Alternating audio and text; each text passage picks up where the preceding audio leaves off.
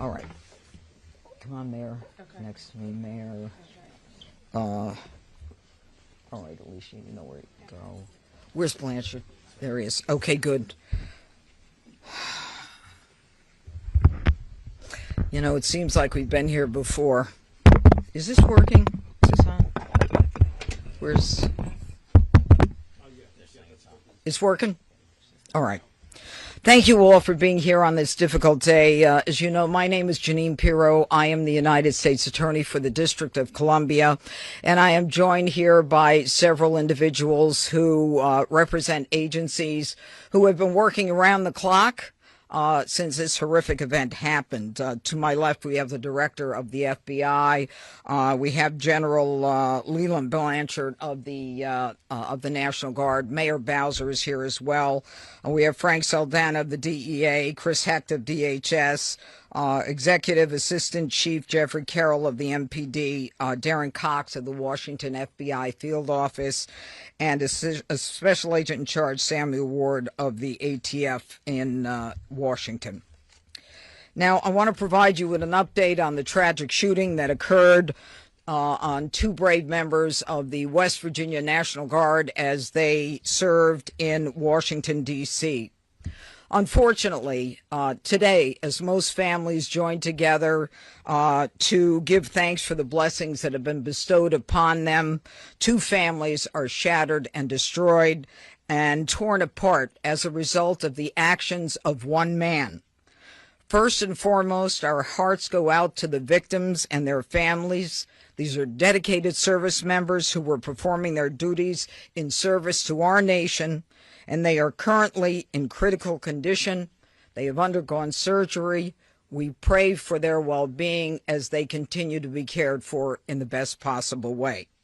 We have been in constant contact with their families and have provided them with every resource needed during this difficult time. The two National Guardsmen that we're talking about are Sarah Beckstrom, who's 20 years old, and Andrew Wolf, who is 24 years old. They were uniformed members of the West Virginia National Guard, and they were in D.C. to keep D.C. safe, pursuant to President Trump's executive order to make D.C. safe and beautiful. They answered the call, they took the charge, they volunteered, they put their lives on the line for people they don't even know. And that, unfortunately, is becoming a reality more and more for the members of law enforcement. Yesterday on Thanksgiving Eve at approximately 2:15, near 17th and I Streets in the northwest section of the district, near the Farragut West Metro Station, two uniformed guardsmen were ambushed in a brazen and targeted attack. A lone gunman opened fire without provocation, ambush style, armed with a .357 Smith & Wesson revolver. One guardsman is struck, goes down, and then the shooter leans over and strikes the guardsman again. Another guardsman is struck several times. Fellow guardsmen who were there responded immediately, engaging the suspect, neutralizing the threat, and subduing him at the scene. He was transported to a local hospital where he remains, as we speak, under heavy guard. Thanks to the swift and coordinated response of the National Guard and the Metropolitan Police Department, no additional victims were harmed, and the scene was secured within minutes.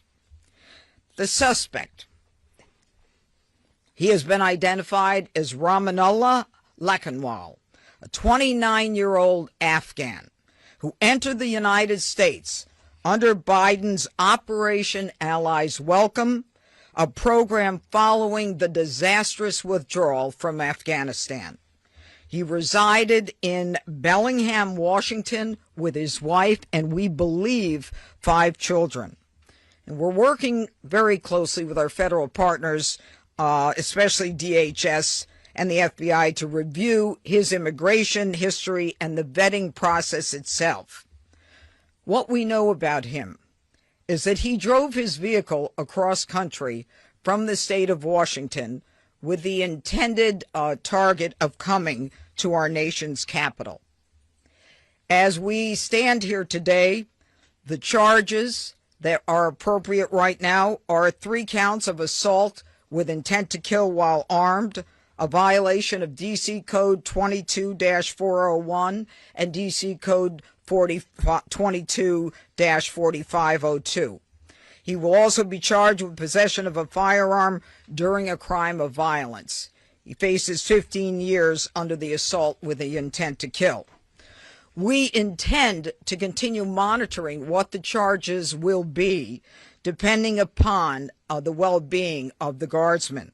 We are praying that they survive and that the highest charge will not have to be murder in the first degree.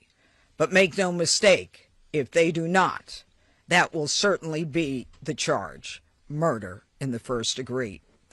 The Department of Justice under Attorney General Pam Bondi is committed to a thorough and an impartial investigation where we will hold this perpetrator accountable under the full weight of the law. Now, Sarah and Andrew volunteered. They came here to protect the people of the district, pursuant to a crime emergency that President Trump rightly declared in this city and in other cities across the country.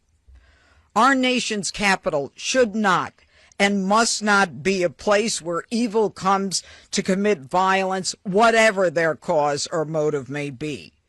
We should not have to live in fear in the nation's capital, especially by one who came here from a foreign country. Through a process that was so absurd that he came through and released into this country, as many were, knowing virtually nothing about his vetting. This is what happens in this country when people are allowed in who are not properly vetted.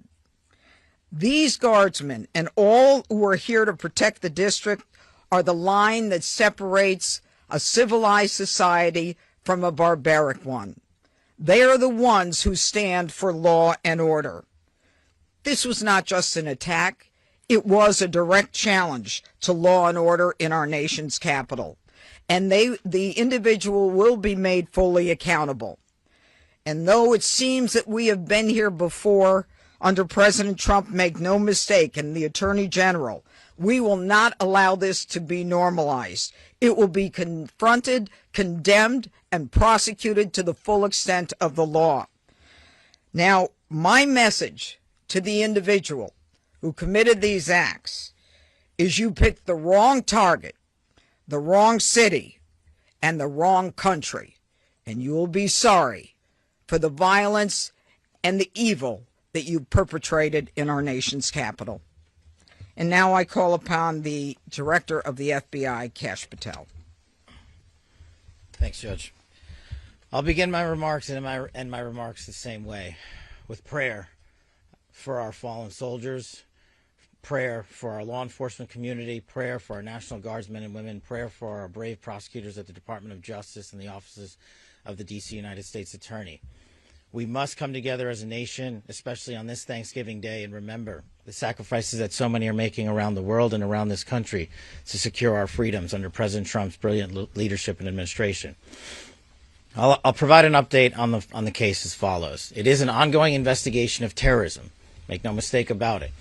The FBI is leading out on these federal assault on a federal law enforcement officer investigation on many fronts. We immediately, with our law enforcement partners in the Metropolitan Police Department and the interagency, secured the scene, seized the weapon, sent in our evidence response team immediately to collect evidence, and started doing block-by-block canvasses. We are looking for and interviewing witnesses. The firearm and other materials have been sent to our Quantico laboratory already yesterday for immediate analysis. That work is ongoing. Partnering with the D.C. United States Attorney's Office, we have also executed multiple search warrants around the country, to include the subject's last known residence, which is in the state of Washington. The search warrant was executed on that house last night or early this morning, and it is an ongoing process. All the individuals found in the house have been interviewed, and some interviews remain ongoing. We will not stop until we interview anyone and everyone associated with the subject, the house, and every piece of his life. There was also subject interviews relations conducted in San Diego pursuant to our ongoing investigation. So, as the judge noted, this is a coast-to-coast investigation being led right here in Washington, D.C. And this subject definitely did pick the wrong country. And we will rise together as a nation to show the world what we do here. And we are thankful that we have the Attorney General's brave leadership and President Trump's brave leadership and priorities to safeguard our communities. I also spoke to Director of the CIA, John Ratcliffe, last night, and Secretary of War, Pete Hegseth. There is confirmation now that the subject had a relationship in Afghanistan with partner forces. We are fully investigating that aspect of his background as well, to include any known associates that are either overseas or here in the United States of America. That is what a broad-based international terrorism investigation looks like. We will provide continuous details to the American public while at the same time not jeopardizing the ongoing prosecution to ultimately hold this perpetrator accountable in our courts of law. We will provide as much transparency as possible, but as you can see, the breadth and scope of this investigation will continue. We will continue to hit the streets and hit every town and every house and talk to every witness. The men and women of the FBI and the Metropolitan Police Department and the interagency, to include the Department of Homeland Security, DEA, and ATF, are working tirelessly on this Thanksgiving Day. And I know just by talking to the leaders behind me that instead of going on and being with their families, everyone rogered up and showed up to work today. And none of them want to go home. That's the resolve that we have together as a team to bring to you justice for this heinous act of terrorism here in our nation's capital. And as the judge said, we will ensure that our law enforcement partners are out there in full force to make sure the world can enjoy our nation's capital. We will not let this heinous act of violence prevent people from visiting our beautiful nation's capital. And we will also continue to highlight any evidence that we can publicly. And as the judge said, this individual is in this country for one reason and one reason alone, because of the disastrous withdrawal from the Biden administration and the failure to vet anyway, in any way, shape, or form, this individual and countless others. And this administration has taken the rightful step to stop any further allowance of people with this similar background into the country. And we're thankful for that. And as I said, this investigation remains ongoing. And I think I'll turn it over to General Blanchard of the National Guard now. Thank you.